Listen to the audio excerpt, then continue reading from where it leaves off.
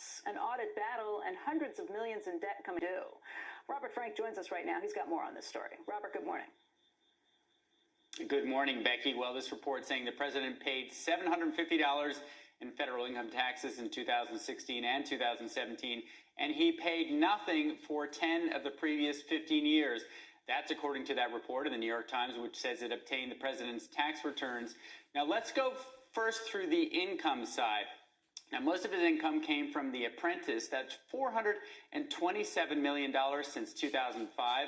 Now, along with $176 million from 2 office buildings that he co-owns with Vornado, and $20 million a year from the office and retail space at Trump Tower. So that's his large income side. Now, he plowed a lot of that cash into buying golf courses and the Washington Hotel, which, according to this report, have lost hundreds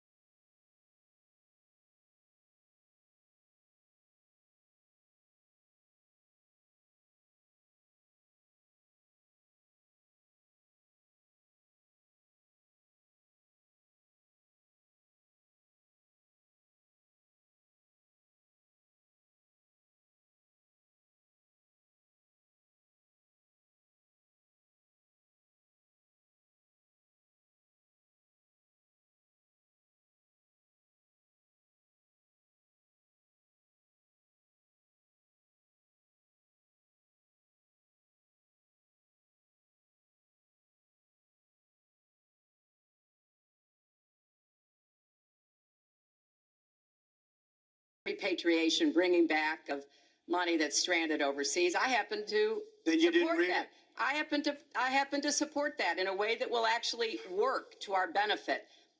But when I look at what you have proposed, you have what is called now the Trump loophole, because it would so advantage you and the business you do. You've proposed gave it that an name? approach First that name. Who has gave a it that $4 name? This is billion Secretary Clinton's doing tax this. benefit for your family. And when you look at what you are How much for my proposing, family? it is, Lester, how much? as I said, trumped up trickle down. Trickle down did not work. It got us into the mess we were in 2008 and 9. Slashing taxes on the wealthy hasn't worked. And a lot of really smart, wealthy people know that.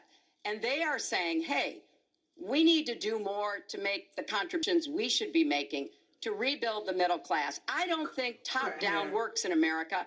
I think building the middle class, investing in the middle class, making college debt free so more young people can get their education, helping people refinance their debt from college at a lower rate. Those are the kinds of things that will really boost the economy.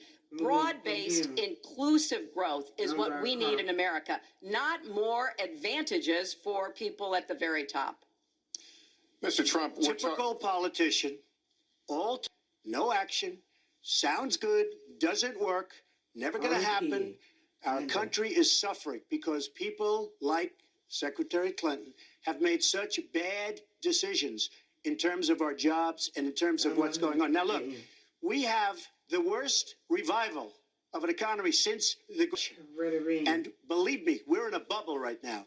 And the only thing that looks good is the stock market. But if you raise interest rates even a little bit, that's going to come crashing down. We are in a big, fat, ugly bubble. And we better be awfully careful. And we have a Fed that's doing political things. This Janet Yellen of the Fed.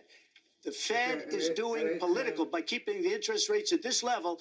And believe me, the day Obama goes off and he leaves and he goes out to the golf course for the rest of his life to play golf, when they raise interest rates, you're going to see some very bad things happen because the Fed is not doing their job. The Fed is being more political than Secretary Clinton. Mr. Trump, we're talking about the burden that Americans have to pay, yet you have not released your tax returns. And the reason nominees have released their returns for decades is that voters will know if their potential president owes money to, who he owes it to, and any business conflicts. Don't Americans have a right to know if there are any conflicts of interest? I don't mind releasing. I'm under a routine audit, and it'll be released. And as soon as the audit's finished, it'll be released. But you will learn more about Donald Trump by going down to the